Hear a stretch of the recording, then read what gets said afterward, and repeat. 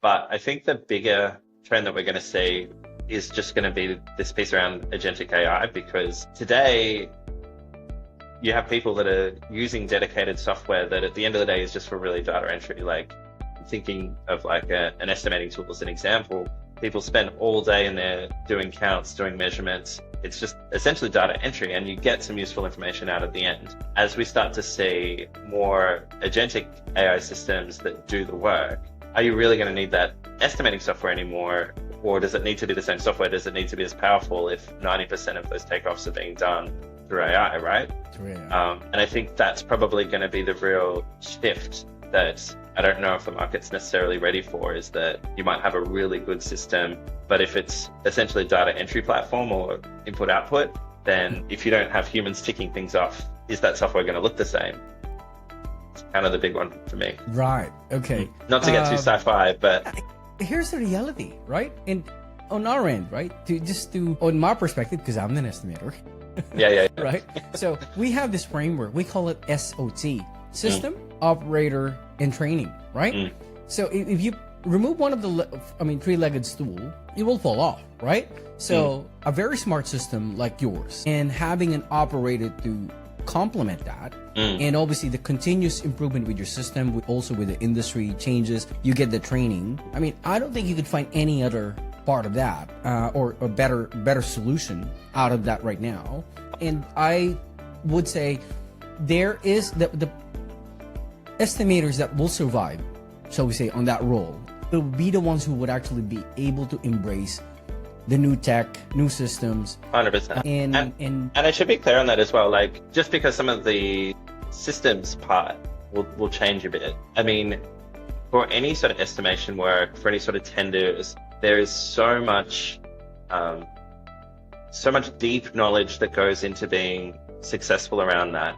Whether that's things like understanding what's on the drawings but not written anywhere, like what are the industry norms, what's that client's expectations, what sort of products do they really care about, what are some good substitutes that maybe the architects didn't think about, what's their cost or their ESG considerations, and they're like, it's just super deep. And the problem is, if you were to just give an AI this full autonomy to just come up with anything that it wants, it might have a really expensive product offering, or it might not take into account the existing part of the building that needs to be modified.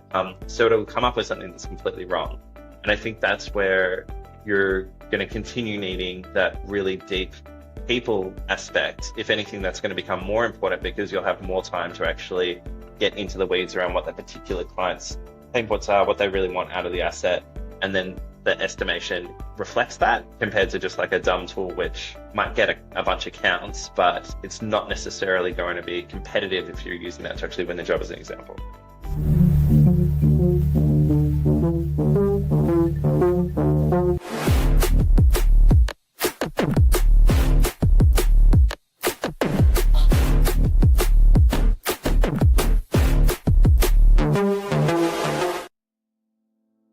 So, okay. Like I always ask my first, my guest, okay? Can you please introduce yourself, okay? And I do my own intro, but you just introduce yourself, and how did you get your job? So my name's Shane Hodgkins. I'm the co-founder and CEO at Matrak, which is a company involving automating the global construction supply chains. And how I first got my start, so I worked professionally for a lot of big corporate software development firms, and my dad works in construction, building sort of the window installing for large-scale high-rise buildings. And my brother had just started working there just as he was also doing his Masters of AI. And so we'd be geeking out about all this high-tech stuff that he was doing for his uni assignments, but then he'd go onto job sites and just have pieces of paper that would get covered in rain, and suddenly you'd have millions of dollars of facade panels that nobody knew where it needed to go. And so the two of us just thought that was absolute madness. And so he basically built the first little prototype. It went gangbusters on the job sites that we were on. And so we're like, all right, let's try and turn this into something real. Fantastic. So I think that kind of answered my first question, which what inspired you to start Matrak and why construction? Because you are, I mean, yeah, like you said, you are in software space. You were at Accenture, isn't it? I worked alongside Accenture for some big projects that I did at PEXA previously, and so Right. yeah, so I spent a bit of time in Manila with I was managing a team over there. So yeah, it was pretty good. Pretty good. Okay. Now, can you walk us through your aha moment? Okay. Let's dig deeper on that. When Matrak's concept really click out there? Yeah, so the big thing for us, I think for a lot of people in a lot of industries, they're really focused on like problem solving. And as big nerds, anytime there was something that we found frustrating or annoying, you're like, oh, I'm just going to write a script to fix it. You know, I shouldn't have to do this boring work. And so that was a problem that my co-founder Brett just kept hitting day after day after day. And we kept saying there has to be something that already exists that does this, that, or the other. And the more research we did and the more interviews we did with people and more conversations, it just became really apparent that things were just being done in this like really maddening, frustrating, risky, expensive, time-consuming way. And nobody really had a solution for it. So that was kind of the moment. And even when we started researching things like BIM, as an example, like early days, we're like, well, BIM looks like the future. Obviously, they're not going to need a little system called Matrak. But then the more we looked into it, we're like, well, it's only really used by a select few white-collar workers. It has no positive impact on the job sites. The quality of the data is often totally wrong. Nobody really relies on it in any real way. So yeah, I guess we just wanted to solve it. We were just very naive and thought we could take on this big challenge. Did it actually scare you to start your business from the start? So we say, because I'm a founder too, so yeah, of course. Everyone would probably veer away on this challenge. And what made you really? I mean, let's get into your head, so we say, right? Yeah. Why? Is there an inspiration, or where did that come from? Well, I think we were always very passionate about having that opportunity to really, try and solve problems the way that we thought that they could be solved. And so this definitely felt like an opportunity to, put our money where our mouth is and actually back ourselves and really test something out. But as you know, as every founder knows, there's just so many scary moments. I feel like being a founder is just, an endless number of scary moments. Even as silly as like the very first time we decided to take Brett's prototype and we wanted to go and speak to some like major construction players to get their feedback on this crazy idea that we had. And my brother had just come straight from the job site, so he was in his his shorts and his tool belt and everything. I'd just come from my corporate job, so I was like in a full suit. I was like the only guy in a suit on this job site on a 40-degree day. And so even just that terror of standing into this room at the start being like, oh my God, we have no idea what we're doing here. We look like idiots. But I mean, that's the only way that you learn and you improve. You just got to like dive in, see what you can take from that, and then go those next steps. The big scary moment, as you know as well, is when you actually get to the point of quitting your day job. So I was very fortunate that my previous company, PEXA, their CEO at the time was very entrepreneurial, and he really encouraged people to go and do what they could. And so they generously let me drop my hours down in order to, really test the market with Matrak. Wow. And and then Brett was still working full time. He was basically funding the business while I did less and less hours to try and get it started. And then, that culminated in our first little funding round. And then Brett could quit his day job, and we finally all got together in Melbourne and started it. That's rare. Oh my God. That's rare opportunity that someone like your boss would actually let you play around the idea. So kudos to that guy. If actually he stopped, let's just say it's not that guy, whoever it is. if that guy actually stopped you or didn't support you, would you still do it? I mean, it would have been so much harder, right? Actually, to be honest, the big thing that really, so I was working on it a bit, and it was, I don't think I was part-time yet. I think I was still full-time at my old company. But the first, and I guess, again, being a founder, you work with so many different people, and you really succeed on the back of, the support that the community, the people around you give. And we actually had some of the people at that company that were much smarter than me that were helping go through the numbers and look at our sort of business cases we were pulling together. And yeah, we actually had one of my friends there just offered to back us. He's like, I want to give you 50 grand, go and do it properly. Wow. Yeah. And that was completely unexpected. I was like, have you been drinking? Like, what the hell are you talking about? But he was just really, I mean, I think that the whole company just had that real entrepreneurial spirit. And so he wanted to back us. And then the CEO was happy to let me take some time off to really, get the business humming. And yeah, there was just so many people all along that journey that were really pivotal at different points. And so, yeah, it's hard to know what would have happened if it wasn't for those individuals. I mean, it might have never gotten off the ground realistically. So yeah, who knows? So we're very, very grateful. Thanks for sharing that. Now, what kind of feedback did you get from tradies, site managers in early days of Matrak? I mean, it was overwhelmingly positive. People hate the way that they have to try to manage materials and supply chain at the moment.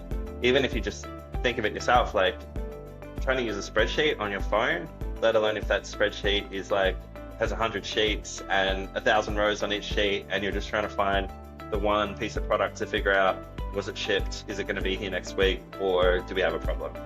If you're on site, you just can't do it, right? Correct.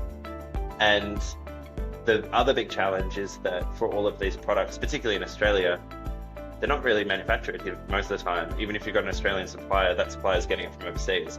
And so when you're dealing with information that goes across multiple companies, like how do you have that visibility of what's going on? You might not even know the name of the manufacturer, let alone what they've packed, what they've shipped, what quality checks they've done. So I think everyone was really, really hungry for a solution, but there was a reason that hadn't been done before, right? Because it's hard enough getting one organization or one team to change their processes, change their habits, find new ways of doing things. But if you're saying, okay, you're team number one, but then you've got this contract with team number two, and then they're actually working with team number three, and then the logistics company is team number four, we're all going to do things a bit differently on this project. Like, that's hard. Well, I think the exciting bit as well that you've done out there was you were ready before, you were ahead of AI. And, I mean, a little bit. and truth be told, right? Because I started my business, and it's probably, I mean, sorry, correct me if I'm wrong. The year that you started, when was it? 2018 was our first official year, but we had been building the prototypes for a few years before then. Right. Okay. So that was pre-pandemic, and obviously AI was just a couple of years, like 3 years, I think, right now. And we're like 8 years. You're 8 years. I'm 7 years in the business, right? And I was able to actually, I'll name this guy, a very nice guy, Penny. I met Penny from, I think he was connected to Cultivate group from one of my business mentors. And Penny was really exciting and also telling me about stories about you guys. And I said, wow, this is revolutionary. And obviously we initially, I think you were really focused on a certain market at that time. And we didn't see the opportunity yet how we can work together, right? But now I know you put your system, you are actually putting your technology even with steroids because of AI. Yeah. But before we go to that, instead of actually really dabbling from the past, okay? How does Matrak transform collaboration right now in the large scale projects, and even maybe if there's some small ones but volume build? Yeah, so basically on any project, because you're dealing with so many different teams, departments, companies, countries. It means that you've got lots of different information, which is just, overwhelming for any one person to be able to keep track of.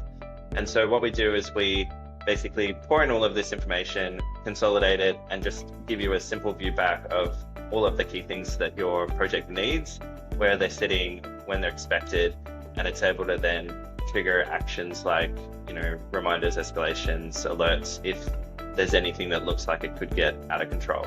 So whether you're for big projects, this is really, really critical, because you do generally have these overseas supply chains, and the penalties for delays can start at $1 million if you're one day overdue. So it's just critical to get everything right.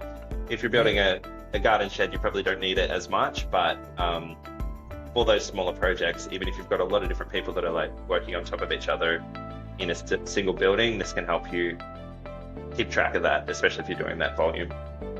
Right. Now, how did you balance rapid innovation with slow adoption in rate-in construction? Yeah, it's a tricky one, especially because most projects take roughly 3 years from start to completion, and that's just the phase that we look at. And so if you want to really test something out, you're not going to have a very innovative business if you've got to wait until project 2 to test the next thing. So a lot of what we've done has been based on us focusing on those different parts of the construction supply chain and trying to solve as much as we can for them. And then once that's looking healthy, then we go to the next sort of stage. So we've spent quite a lot of time with manufacturers, particularly in China, just really understanding the details of where the products come from, the challenges on the ground, how those factories operate, and try to making it as powerful for those teams as possible, so that you then get the value of that information back in Australia. Right. And then similarly, that sort of builds on itself. The people start to want more and more visibility in Australia of what's happening overseas. So then you need to kind of circle back so that you can get more information as well. So it's a bit of a feedback loop is how we think about it. Which is, do you believe that the pandemic also become a catalyst for people to embrace your technology? Yeah, I mean, it was extremely disruptive, and the construction industry got hit so hard. But it was also quite a pivotal point for a lot of businesses, because their standard way of operating is for you to have dedicated team members that are going to be in China for 2 weeks a month, right? And that couldn't happen. And they still had, hundreds of billions of dollars worth of products that needed to still get to Australia at some point. So we definitely saw that being a huge push, that suddenly people were like, well, similar to how we do video calls today, it's like, well, we need that information. We can't necessarily be in the same room. How can technology help us out?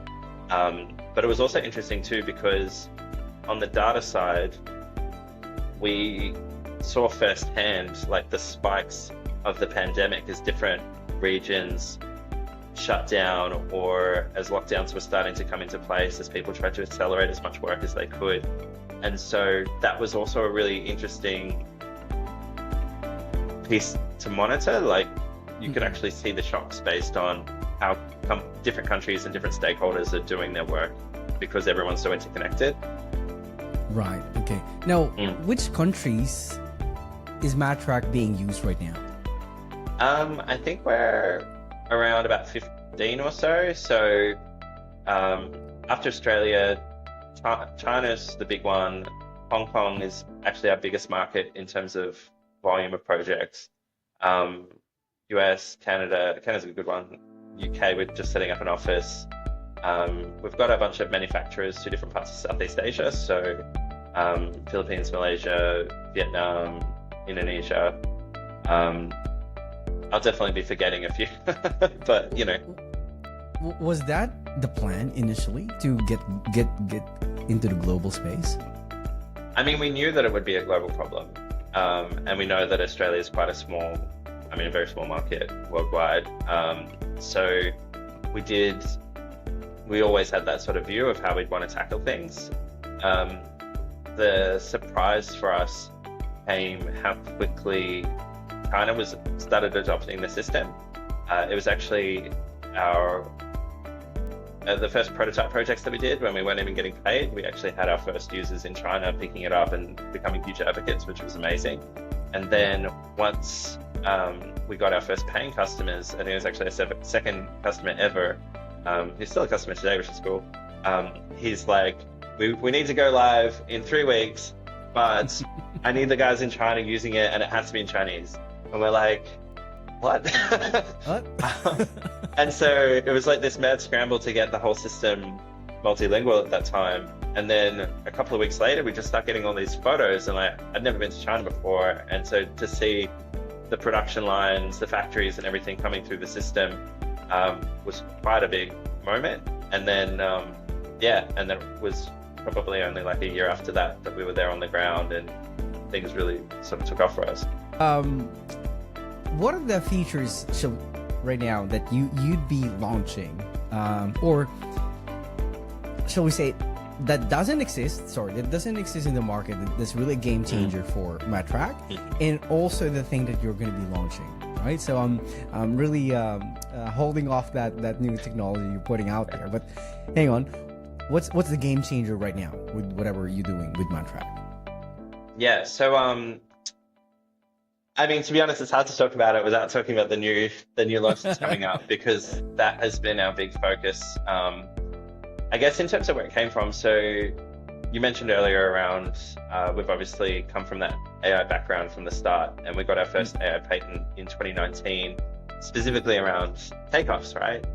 Yep. So we had this challenge really early on where, being nerds, we're like, okay, you'll just have lists of information and databases and blah, blah, blah. And then as soon as we started to take it to people on the job site, they're like, this makes no sense to us. We look at drawings. I need to see on the drawings, color-coded, where all the products are. And so that was also a mad scramble, but we pulled that together, and then basically patented this AI system that's able to look at construction drawings, identify the products, do a bill of quantities automatically, and then use that information so that you can have that color-coded drawing and click on a kitchen and see where it is, or click on a window and see where it is. So that was quite pivotal to begin with, and as far as I know, we're still the only supply chain management sort of system that does anything like that. But then what we started to see a bit over 12 months ago, around the time that we were opening the office in China, was that we had a lot of really good customers in China, but most of them would only use us for certain projects or for certain clients. Some would use us for everything, but for the really big players that did, 1,000 projects a year, they would just have a dedicated team that might do like 5 to 10 on Matrak. And so we wanted to basically remove a lot of those adoption barriers. And that was where we started thinking around what more can we do on that AI front?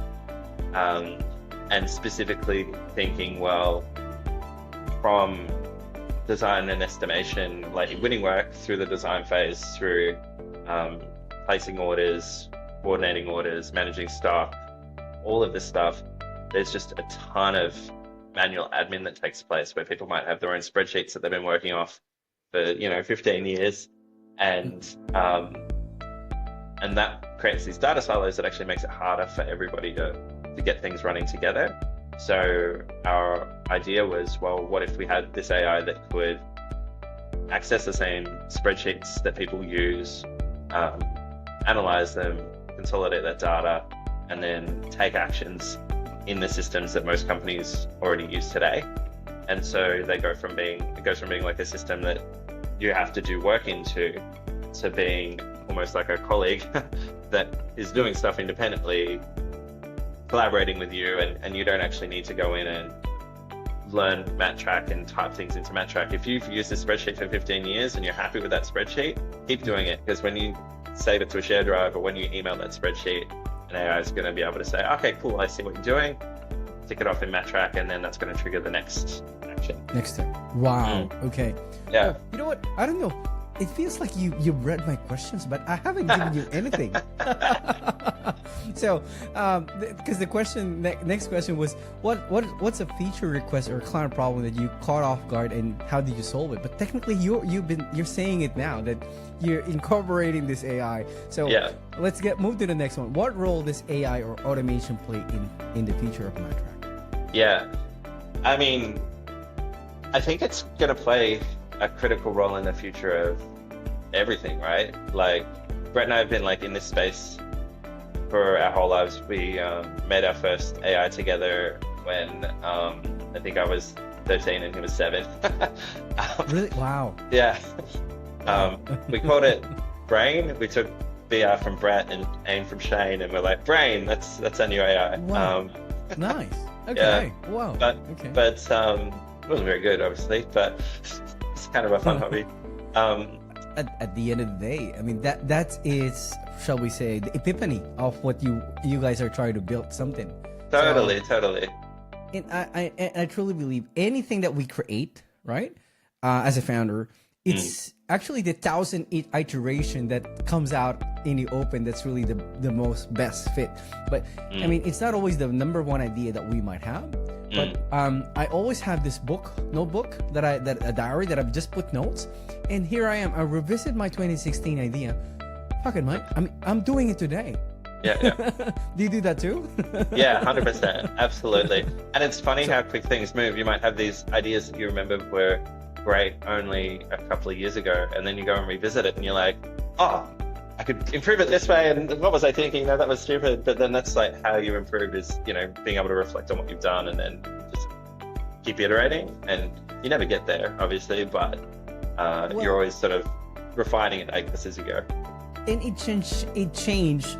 Would you agree that it changed also your perspective, that it's not because it's just your idea that's the best, but how the market will take up for it. Yeah. And it eventually, because that's the main problem of every software, developer or founder, right? Is that there's the customer churn.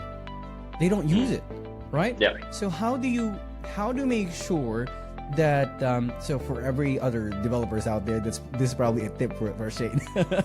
But what is it that you guys can see? I mean, like Brett, right? He's your partner on this, co-founder. So how do you guys perceive that portion, that hang on, there's a bit of churn right now? How do you fix that up? Yeah, so I mean, I think at the end of the day, you always have to meet people where they are. Like, it is what it is. There's a lot of companies that are, we've known some of the founders really well that have come through the construction tech industry, and they might have solutions that on paper look amazing, but they require so much change management. Like, people have to do things totally differently, that you almost get, workers telling them to piss off, or and so then you're just not gonna get that buy-in, no matter how smart the idea seems to be. Right. And that was why we started with things like having visual drawings instead of having lists of things. You've got to make sure it's going to meet people where they are. But one big kind of mantra we have internally, which is like a bit of an engineering sort of motto, is that the best system is no system. Because if you have to build a solution, or you've got multiple parts that all need to do things, if you are reliant on some users to do this action in order so that other users can get this other value, then the more pieces you've got, the more opportunities there is for something to go wrong, or people to get frustrated, or to have their own ways of doing things. And so that's what that sort of really ruthless view of trying to cut as much out of the system as we can in a lot of ways is what led to the point where we said, well, actually, for a lot of these activities, we don't even need users to be logging in. We don't want to be creating more work where we say, hey, okay, every day you go into Matrak and you have to do these reactions and do this data entry, and then you check these reports. The system should just do it for you. And if you're used to, just uploading your designs to Aconex, then you shouldn't also have to go into a register of say, what did I do in a separate system? Your first system should just be Matrak should just be looking at Aconex and analyzing that information and go from there. Right. So that's Integrations. Yep. yeah, and just like Right. removing as much like manual effort as possible. Right. Okay. Okay. Um, when I set foot in Australia, Mhm. I kind of introduced the idea of Lean Six Sigma concepts. But one of the previous bosses that I used to work for, that company I used to work for, he said, you got to look at the Australian way. Even if you introduce this now, I don't think you're gonna get any uptake out there, because they're gonna tell you about, look at the Australian way of doing it. Now, is it inspired that whatever you're doing right now, is it a bit more inspired because you're dealing with Asians, and typically Asians had looked into, or probably already embraced that. I mean, since the dawn of time when Toyota has done that, Lean Six Sigma, and probably China has done that. So, are you incorporating that now as well? Yeah, I mean, so we've always used lean practices since before we started, just because coming from sort of software development land, Oh wow! a lot of that is really industry standards. Even though in construction, it's still more a buzzword than something you really see used, at least not in Australia. It has been really interesting to see how different the way that different countries operate. Like, obviously every company is totally different. But in terms of the trends, we definitely see that in China, tech adoption, mobile adoption is just way quicker than what you see here. And you can end up getting this funny situation where people in Australia might assume that they're more likely to use technology, and therefore, if it's hard for us, it's going to be hard for people in Asia. But often it's not true at all. Actually, the people will adopt that data really, really quickly, and then Australians can benefit from it, even if they're a bit more traditional in how they think about technology. Okay. Well, on a personal note, let me veer a little bit on the, let's say, a bit of mindset of Shane, right? And Brett as well. I don't know, I'm not sure if you can speak for him, but do you consider yourself crazy? I mean, you have to be a bit to be a founder. You would know that, man. Like, yeah. I mean, and what's the nth level of craziness you are on? I think one of our board members says it really well, that to be a successful founder, you have to be essentially extremely optimistic, but also extremely paranoid at the same time. Because if you are too paranoid, then you're not going to get out of bed. Like, you're not going to actually start to try and do something ambitious.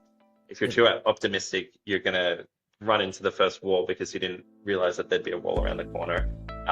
So you really need that balance. And I think that's where I'm really lucky to be working with Brett, because we're able to, look at things from those different perspectives and try and pull something together, even though we're both, super ambitious, crazily ambitious in different ways. Well, that's how we change the world, right?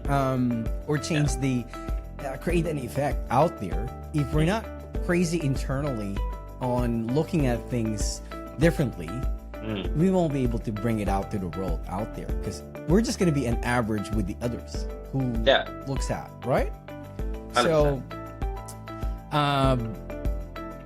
where do you see Australian construction tech heading in the next 5 years? Yeah, it's interesting. I mean, a lot of it's getting bought up. So how Australian it'll end up being is going to be an interesting question. There's definitely a lot of consolidation happening in the industry globally at the moment around that. Which is probably a big topic by itself. But it is going to be weird. I think the big in reference as well with the trends you're seeing in other countries that you work with. Do you think that will evolve as well with Australia? Yeah, I mean, Australia's always been at the forefront of what's happening around the world. And so I think we're going to continue to see a lot of Australian businesses like construction tech come out of here, Australia really being a testing ground for the fact that we've got really tight margins, really challenging supply chains, huge housing supply crisis at the moment. And so if you can actually be delivering successes here, the rest of the world becomes a lot easier in a lot of ways. So I definitely think we're going to continue seeing that trend. But I think the bigger trend that we're going to see is just going to be this piece around agentic AI, because today you have people that are using dedicated software that at the end of the day is just for really data entry. Like thinking of like an estimating tool as an example, people spend all day in there doing counts, doing measurements. It's just essentially data entry, and you get some useful information out at the end. As we start to see more agentic AI systems that do the work, are you really going to need that estimating software anymore?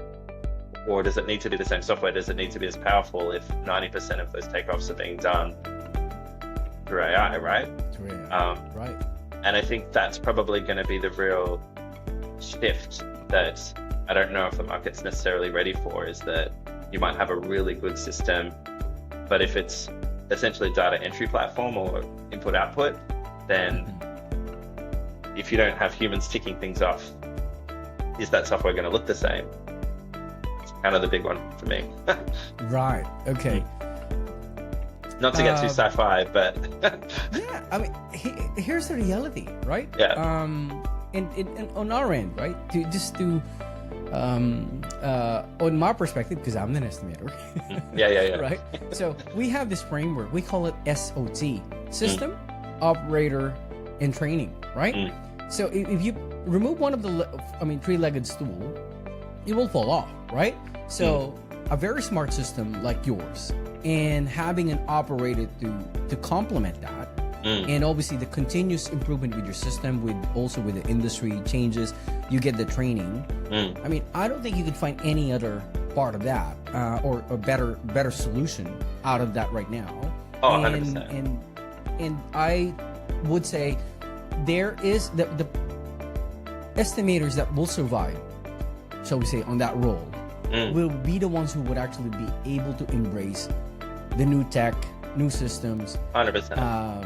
And I should be clear on that as well. Like this, just because some of the systems part will change a bit. I mean, for any sort of estimation work, for any sort of tenders, there is so much deep knowledge that goes into being successful around that.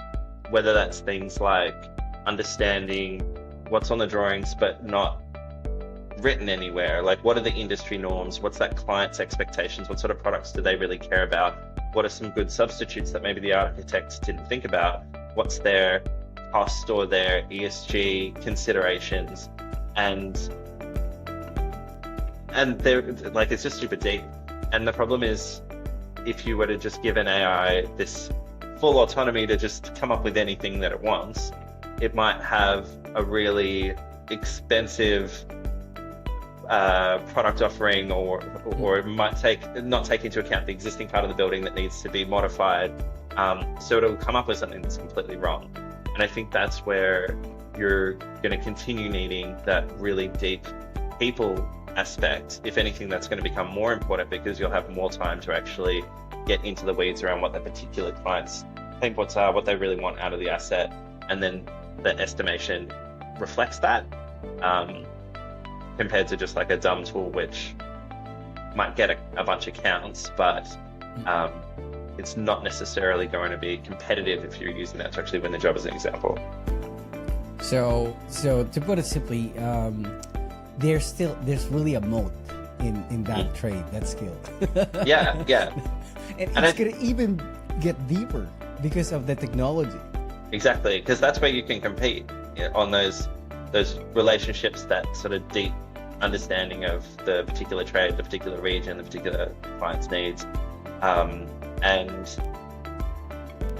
like, AIs are not going to be able to have those sort of meetings, have those sort of catch-ups with the clients and the industry bodies to really understand that. Yep. So yeah, I think humans have a little while, but it'll be an interesting couple of decades. I don't know what my kid's going to be doing for work. Like, it's going to be wild. I mean, the other part that obviously AI cannot do, I mean, yeah, obviously there could be comparison of prices here and there, right? There's already that kind of, comparison, right? But the thing is, it's always going to be a person to another person saying, yeah, you could get this deal at this price. Yeah. Nowhere near that an AI to AI would be negotiating each other. I don't see that yet. Yeah. Technically, why would you trust your company's decision making on an AI perspective? Let's just say we're talking about already, let's say multi-million dollar materials. You just don't tell AI, say, I'll go with 1% off. Or, 100%. Or because that number is gonna change a lot. I mean, affects the whole. I mean, production in now. Let's dig a little bit on Matrak. Is Matrak involved more on estimating, pre-tender or tender stage, or more on the construction phase? Definitely more on the construction phase. We started doing takeoffs basically to just remove that data entry barrier, so that if you needed to know what your products are, you don't have to get a grad to spend 2 weeks telling you what materials are needed. Just upload the drawings and then you track it. But I mean, we are seeing it as a really, it's picking up surprisingly quickly. So we're working towards estimation now, isn't it? Yeah. Can we reveal that now? Yeah, I mean, that's probably like the biggest growth sector that we're seeing at the moment. Just because for any individual trade, you end up having a takeoff done by the quantity surveyors, by the developer, by their consultant, by the builder, by the supplier, by the subcontractor installer. Like, everybody goes through that takeoff process independently. And for a lot of companies that have, really tight margins, really small teams, they might cost a job just based on a finger in the air, and they don't know if they're going to win, like if they're going to make money or lose money if they win the job. Right. That's so common in Australia. So I think making it easier for people to start with more depth, by having some of this takeoff completed, but then to be able to link that with the human expert aspect so that they can get just a lot more relevant information, even though they're super time poor, and maybe their old methods of trying to do it themselves are not really up to speed, so they get they de-risk their own projects without the overhead, essentially. So, what's the misconception people have about tech founders in construction? I mean, it's pretty interesting. I feel like tech founders, people kind of see them for what they are pretty well in Australia. It might be different in different industries. I mean, the reality is that for a lot of tech systems, the solutions might seem great on paper, but when they hit the ground, there's all sorts of issues. And I think everyone knows that founders are desperately trying to make things better, but a lot of systems make things so bad, and so maybe you're like 3 steps forward, 2 steps back sort of thing. So yeah, I don't know. I think it's an interesting space, but Australia has always been at the forefront of trying to find solutions, just because we know that it's so hard to get the staff to do all the things we want to do, and so if software can help a bit, then let's go for it. But it's been a little while since there's been a lot of really big breakthroughs that I've seen in the industry that have been able to uplift everybody at once. You tend to end up with companies just kind of pick the brands that work for them, and they've all got pros and cons, and some of them get a bit more work and some of them get a bit less work, but haven't really seen anything transformational since your Aconex, Autodesk, Procore sort of players in the AU market. So yeah, I guess that's kind of the big missing piece. Do you believe that with the new implementation of technologies you would put in, right, would that reduce jobs in the industry as well? Short answer is yes. So there's kind of 2 sides to it. So for a lot of the companies that are using it at the moment, so we've got this early access program with some big tier 1 builders and suppliers, and one of the big challenges is that there's way more work than they've got staff, and so the ability to have these a carbon AI or a supply chain AI or a quality AI that's just doing that bit of the work that we know is a gap, and it's a lot cheaper than hiring staff, then that's great. But then you end up in this situation where you might say, cool, I wish I had 15 staff, I've got 10 and 5 AIs and I can get everything done. But then when you look at how tight the margins are, people do start to think about, well, do we want to have 10 AIs and 5 staff, right? Which is a real challenge, because since the AIs are doing, like, the AIs tend to focus on the stuff that is what juniors would tend to do, and it's the way that you get to that level of expertise. You know, thinking of the example with TMC as an example, like, you've got to kind of go up those rungs. You've got to have that training component to become that specialist that they can then use the tools to do amazing things. And if that ladder is getting pulled up, then how do you get people to that top tier to really build out that capacity? So that's going to be a challenge. But I think it's important for everybody to be aware of what's coming, because the worst thing is to be kind of unprepared for it. So, yeah. Well, we'll take that challenge up. Yeah, 100%.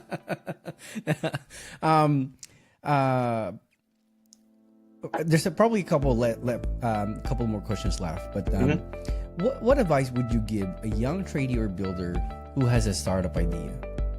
Yeah. Basically, get someone to use it as quickly as possible and find all of the issues, because there will be more issues than you could have possibly imagined.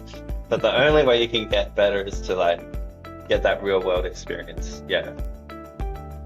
Well, thank you. And I'm not sure if you've heard about this, but Stephen Bartlett mentioned this. He created like a killer company for his own business. How does Matrak or you running your company try to get ahead of the space? Is there another strategy you guys are doing to make sure that you're still up ahead the others? Because there's possibly some people trying to catch up with you, but because you're the source, and no one can actually, there's no USB we can plug in our heads and they'll know our ideas, right? So how does it work? Yeah. It's something we're really focused on.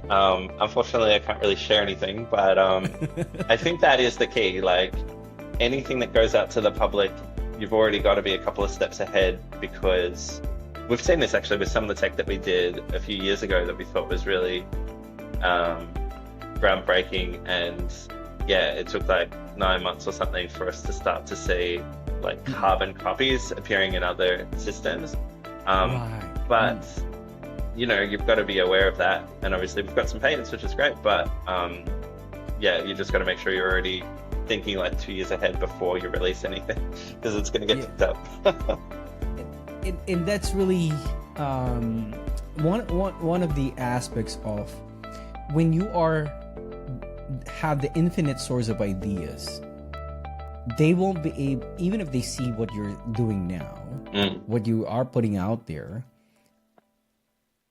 they won't be able to pick up the idea that you already written on your notebook, like I said, right? For the first, 3 years or 4 years ago, right? Yeah. Since you had that inception in there and nowhere near, and obviously they're just picking up your pace, and here you are, you're launching to a new technology, which is it's going to be groundbreaking. It will open up a lot of opportunities. I see this as well as opening a lot of talents and skills gap that not being covered, able to be covered by Australian skill set. Trade skills that we have right now, which is open more doors or invites, because your system is a cloud base, right? Yeah. Right. So that will really open doors for like the team people that we train, like remote estimators, right? So they can be equipped with this and be more valuable. Okay, they might have an exposure from another country or whatever, right? And injecting that concepts and together with your system. Now, with shall we say, where do you see this? That maybe the final bit, shall we say, in terms in improvement in construction, where do you think is the pinnacle that you guys can achieve? So one of our close customers mentioned, like, it's a pretty major company, and they believe that they could get to the point, or society might get to the point where that whole industry is run by like 10 staff compared to like the couple of thousand that they have today. So I think Is it? Pardon? Is that include robotics in there? Yeah, I mean it will.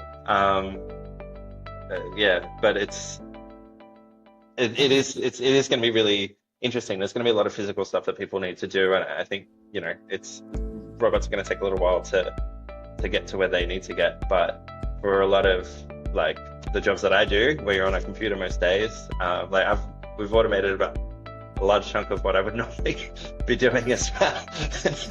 I mean, that's going to be crazy here. Yeah. Here anyway, Shane. Shall we say? Do you think your information? Let's say you get your hands on to an Optimus made by Tesla. Do you think that would really make a? I mean, they can use that intel. You don't even have to. It's already accessible online. Yeah. So they might actually just, get to that server and you don't even see that happening. They have that information now. They can pick up the materials where they should be, isn't it? Yeah, it's exactly. It's going to be a weird thing, because on the one hand, and this is the reason why we do this stuff, like we're in a housing affordability crisis. Housing is so inaccessible, and everybody needs to have a place to live. And so if we're able to get the guardrails right, and this automation can allow companies to still profitably deliver houses that are significantly more accessible, cheaper, but still at the quality that you would expect, then that's obviously a massive benefit. But it needs to be done in a way so that if we're automating tasks, we're not seeing people losing their job, because then at the end of the day, who's going to buy those houses, right? You haven't solved housing affordability. And so I think that's probably the main conversation. I think like the Australian government had the AI policy, which I think is a really good start, but it's one of the biggest missing pieces from that policy is how do we actually measure and manage and come up with a plan for this, like, two sides of the automation equation, so that we get the benefits of the cost reductions, but people still have the money to, buy the things that they want to buy. That's kind of the big missing piece, I think, but we're going to have to solve it pretty quick. Because one of the projections that Elon Musk said that people would be less working in a couple of years' time, right? Maybe in less than a decade, he would, because of his Optimus, right? There would be things out there that people would be more focused on doing the things for themselves. They want to do it themselves, actually, instead of so it's more a focus on their development, whatever, right? But what's one leadership lesson that building Matrak taught you the hard way? There's been a lot. Picking one is a challenge.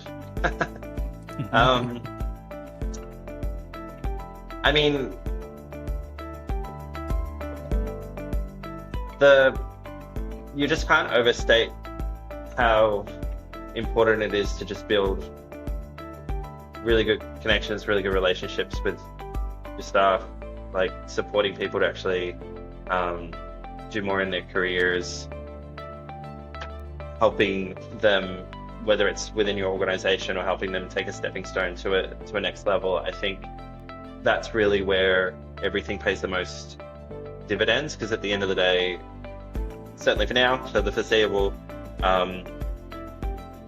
everything gets built by humans collaborating. And so there's probably just nothing that you could do that would be more important than just building that really amazing culture that's able to collaborate and is willing to take on big, seemingly impossible tasks. Because one thing my team has really taught me a lot is just how high that bar is of things that are actually impossible compared to what might seem impossible. Yeah, they prove that every day. So Wow. I don't know, that's probably the biggest one for me. Okay, so if Steve Jobs actually says the biggest success that he has made was not actually the Apple, the devices, it's actually creating that team, right? So what is Matrak's culture that you would say that really stand out, that you guys were able to create? What is it? I mean, the team's amazing. There's a lot, but I think the fact that everybody's just like so ready to jump in and support each other. There's not really any, this is my job, this is your job, therefore I'm gonna flick something over the fence and then it's your responsibility. Like, we've got such a shared focus of where we want to get to, and I think just seeing how everybody supports each other every day, if something comes up or if there's a customer that needs something that we hadn't didn't expect or this or that, like, people will just jump in and make sure it happens. And yeah, that's definitely the coolest thing. Whereas, there's plenty of jobs where people are like, you asked me to do something, is it on my PD? No, it's not. Go ask somebody else. And yeah, we never see that at Matrak. Wow. So do you still see Matrak as a startup, or where is it now? Oh, definitely. Yeah, we're absolutely a startup. Okay, just like Bezos, right? Every day is still a startup. No, I mean, we're still early. Like, I really kind of restate how far we have to go to achieve what we want to achieve. But we're definitely doing well for where we're at. So, if you could rebuild Matrak from scratch today, what would you do differently? Or would you do it differently? Yeah, it's a tricky question. I mean, hindsight's always 20/20. I'd love to have done the stuff that we're doing today a couple years earlier would be cool. I think having spent more time in China earlier, I think would have helped a lot. Yeah, I don't know. It's kind of hard to say. Ground, right? Being more boots on the ground. Yeah. You would say, right? Okay. So, probably this is the last question. If you want to tackle anything, I'm open for it. But yeah. What do you want your impact in the construction industry to be remembered? As a Shane, let's be selfish a little bit, and also as a Matrak, as an organization. Yeah. The biggest one would just be bringing people up from the things that they hate doing. There's so much in construction that, people just getting into big fights over the phone or angry emails, or just like this boring, monotonous work that you have to do, and then everything's last minute, and you don't have your weekends. Like, people work such long hours that they're not paid for, and that sucks, and people shouldn't have to deal with that. And so the idea that you've got like a team of nerds in your corner that are helping make your job a bit more pleasant, like, that's really key. Yeah, that would be the best one. We just want to solve some problems, get rid of some stuff that people hate. Like, that's the key. Okay. Well, is it always just Matrak focus on solving problems, or are you reinventing something? I mean, I think we're kind of just a symptom of what's happening in technology around the world at the moment. There's going to be millions of Matraks for various different industries that are taking on like really niche problems in different ways. And so, yeah, it's going to be a very wild few years for a lot of different people, I think. I'm going to have to jump though, sorry, because I've got that other call, so do I have to jump now? All right, okay. Apologies. Thank you so much again, Shane. You're a legend. Thank you so much for this, and thanks. I really appreciate the opportunity to interview today. And I'll catch you soon. Thank you so much, Joey. Great to speak to you. Speak to you. Thank you. Ciao. Cheers, bye.